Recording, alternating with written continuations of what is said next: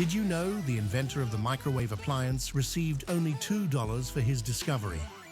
Percy Spencer was working as a researcher for American appliance company, now Raytheon, when he noticed that a radar set using electromagnetic waves melted the candy bar in his pocket. He had the idea to make a metal box using microwaves to heat food, but the company was the one to file the patent. That was in 1945, and he received a $2 bonus, but never any royalties.